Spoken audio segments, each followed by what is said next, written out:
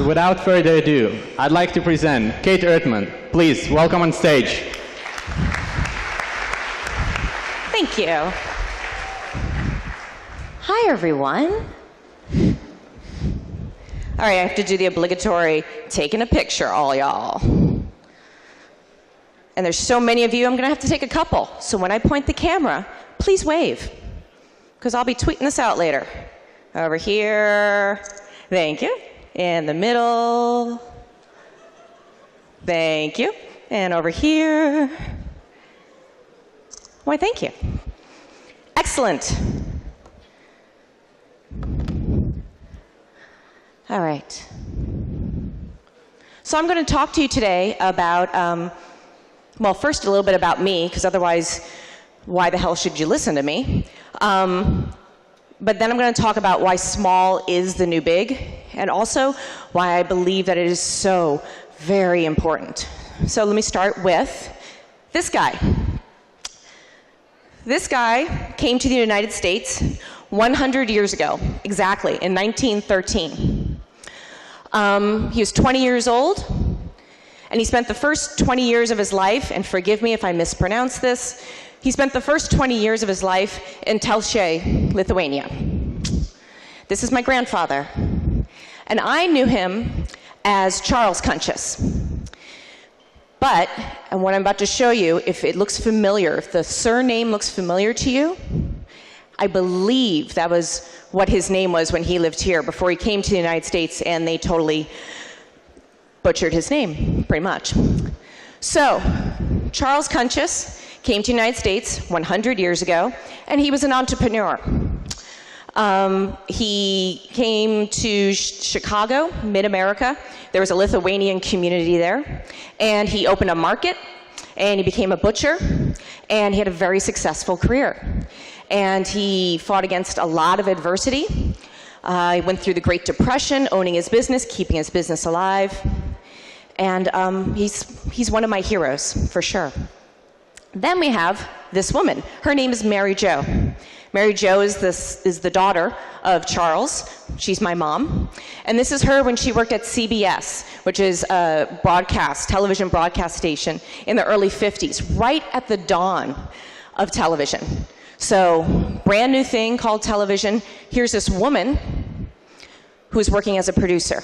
So she was leading a huge team, a ton of adversity that she went through. And again, that's about 1952, and she's about 22 years old. Pretty amazing. And then we come to this adorable picture, where that's me and my mom and my grandfather. I'm about 2 years old here. It's 1973. And I ended up, in many ways, following in both of their footsteps. What I do is, for the past 15 years, I own a 3D animation company. And what we do is we use animation, the same software that is used in Pixar movies, in DreamWorks movies. We use that animation as a business tool for our clients. We work with companies like Intel and 3M, Microsoft, and we help them visualize not just what a product's going to look like, but we help them visualize what the human experience is going to look like. And that way, as they design a product, they can try to figure out what is it going to work for, let's say, a woman cleaning a house, and it's a new vacuum. How will her hand grip the handle? How heavy will it be? We can use real physics, because we use gaming engines also in our animation.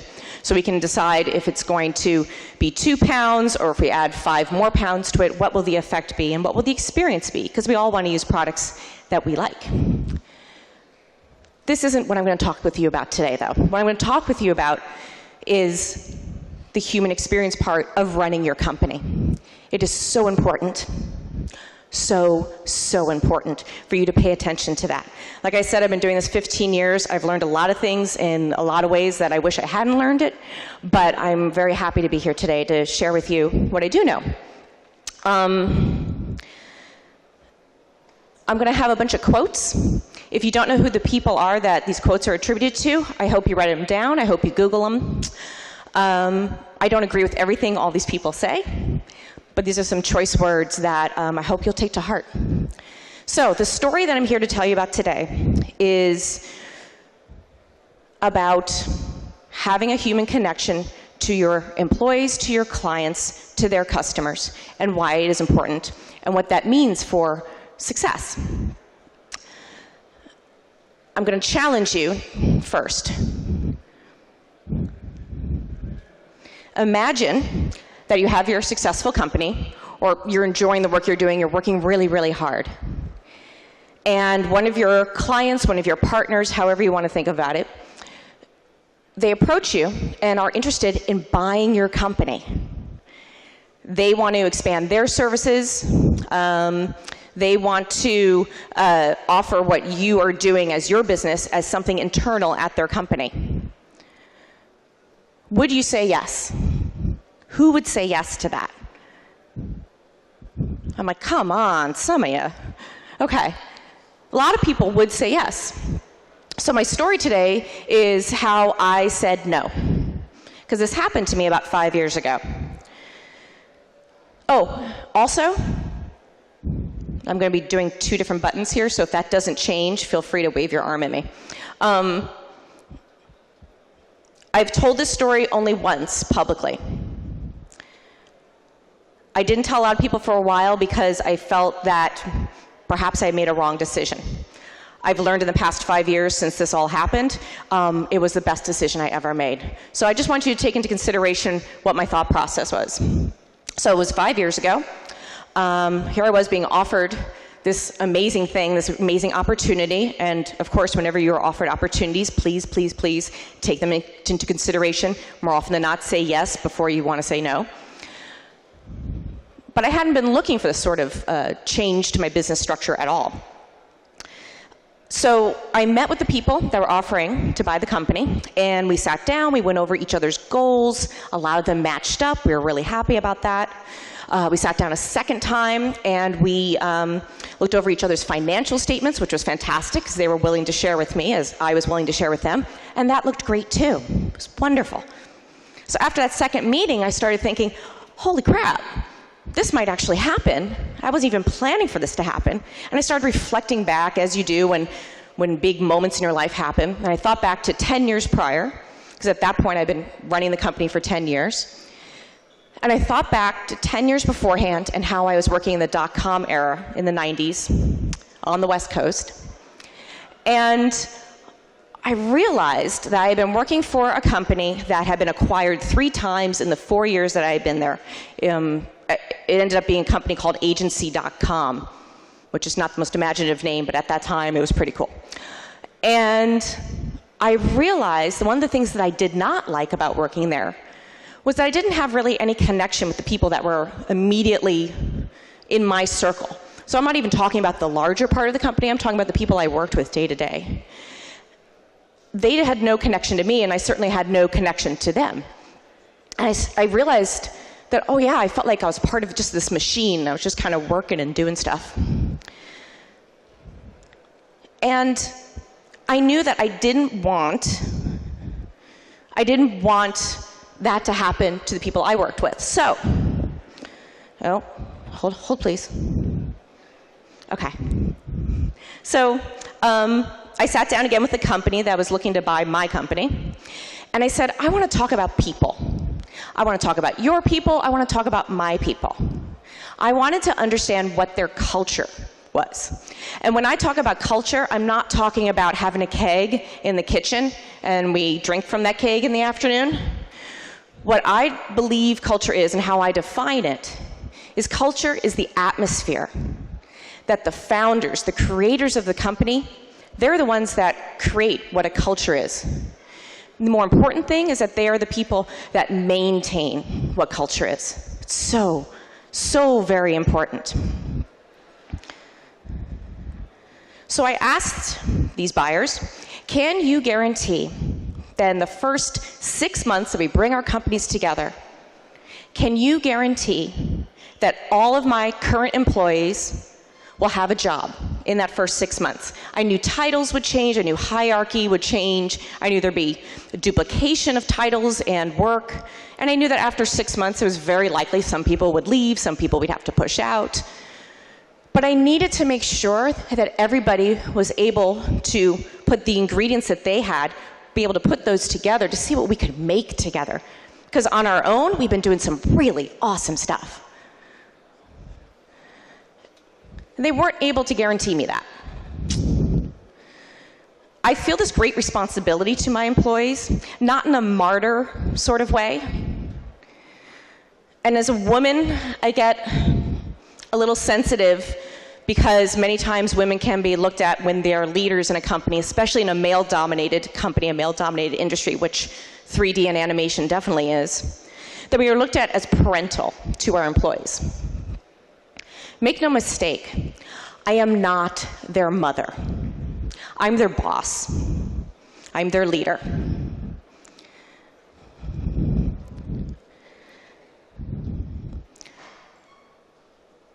When I lead my company, I try to make sure that everyone knows, and everyone knows that I expect from them, that they participate.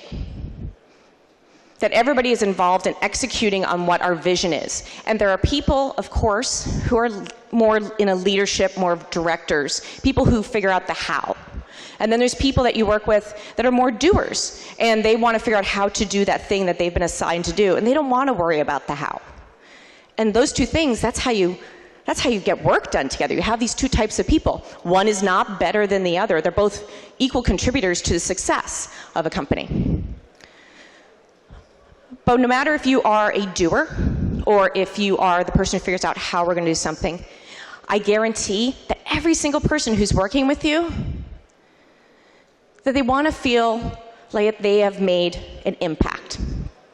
They want to feel like they are a part of the solution, whatever that challenge might be.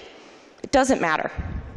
They want to look back on the work that they do in their community. And when I say community, that can be the people who work in your office, your community can be people on your block, your community can be the people in your industry, whatever it is. But everybody wants to feel like they are a part of their community.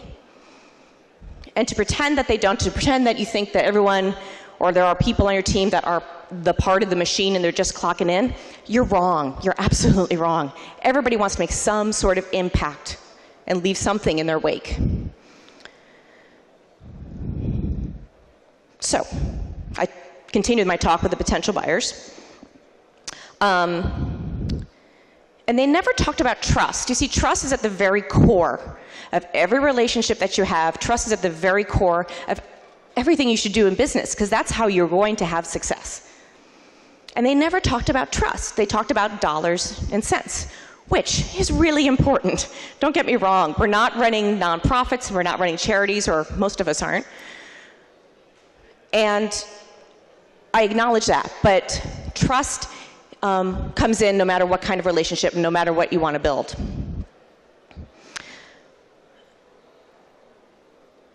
This leads me to talking about what is success. We're all going to have our own definitions. But I believe that success, unfortunately, is so often solely measured by exponential growth. Solely measured that way. That is ridiculous. It's absolutely ridiculous. It's not true. Success is the impact that you have on other people. Success is the impact that you have on your employees. Success is the impact you have on your clients and on their customers. That's success. That's how you make effective change happen. So, as you might have guessed, as I kind of said a little bit earlier, I turned down the offer from the buyers because I realized we actually, on paper we looked good, but in person we actually weren't aligned at all. All of my business decisions are based on the stated values of my company. And this is one of the things that I hope you do when you finish with this weekend, is that you write down what your values are. What my values, what my company's values are trust, number one, confidence, acting with intent, vision, and creating partnerships, creating relationships. So I want you to write down what your values are. You as a person, you as a company. These two things can be different. They're probably, I would think, are going to overlap a bit, but they can be different from an individual to a company. And what I challenge you is that the very next business decision that you make, that you look at that list and you base it on those values. And you give that list to somebody else who has nothing to do with your company. It could be your mom, it could be your sibling, it could be one of your best friends, doesn't matter. But that you use that value list and you have them hold you accountable. Because that's one of the things when you're a leader, when you're a startup especially, no one's holding you accountable, it's only you. Get someone outside of your circle. Someone maybe that was a childhood friend. Have them know what your values are so they can, you know, tell you when you're bullshitting them. Make sure that you have this person in your life. So this next slide is awesome. If you didn't write down any of the names of the people that I've been rolling through here, please write down her name, Cindy Gallup. She's one of my mentors. She's one of my friends. She's a fantastic woman. Google her. She's involved in a lot of different sorts of companies, some a little more risque than others. But this company, If We Ran the World, ifwerantheworld.com, they're doing this small little thing, which is their mission is to help redesign the world of business. A tiny little thing. And she believes that this is the business model of the future. And it is so beautiful. It is so beautiful. And it's possible, for sure. It's absolutely possible. So what she looks at is that brands currently are trying to co-create with their audiences, with their consumers. And usually they're trying to co-create content. It's one of the cool things to do. You get kind of word of mouth going on. You tweet things out. You get a whole community together who are basically working for your brand. You can be a big business. You can be an entrepreneur or an entrepreneur, whatever it is. What she's saying is instead of co-creating content, let's co-create action. Let's make micro actions in the real world that will benefit customers, that will then therefore benefit society, and it circles back and it will benefit the business. This is not bizarre. This is not impossible. This is absolutely possible because the power that we already have all together to creating content and making money for the business person, we can actually, if we co-create action, micro actions, that is how we will benefit society as a whole.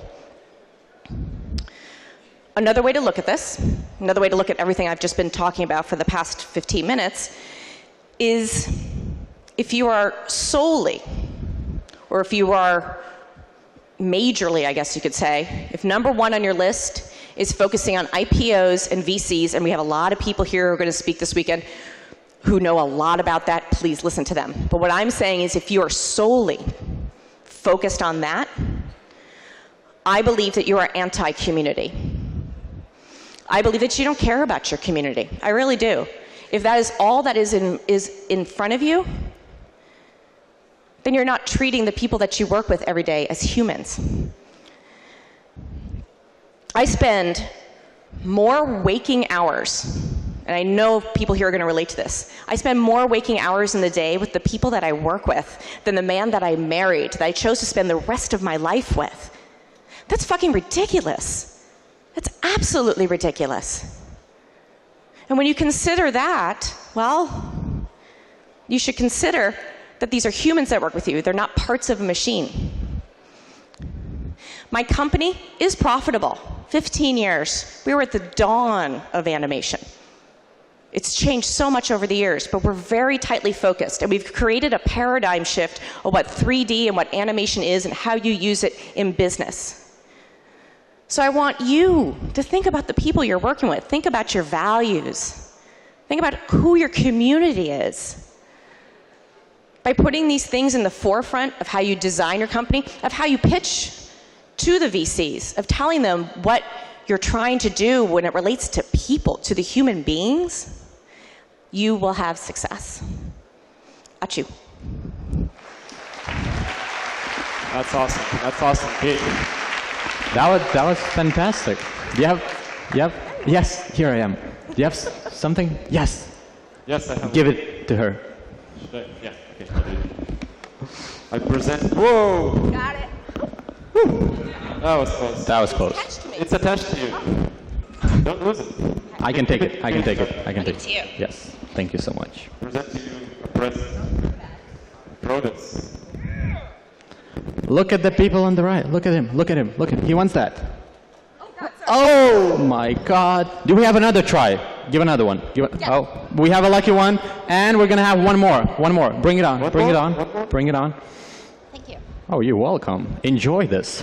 All right. I'm not quite sure how it's going to work out. We're going to practice and come back to you tomorrow. Thanks. That was awesome. Also, I didn't know you were Lithuanian. I didn't know you were Lithuanian. That's amazing. I think that's because we didn't actually talk. That's because we didn't talk. Can I give you my card? Let's talk. Anybody really does, anyone knows or recognize that last name of my grandfather in any way? Please talk with me. I would love to just know more. Oh. Repeat that. Hello. Hi.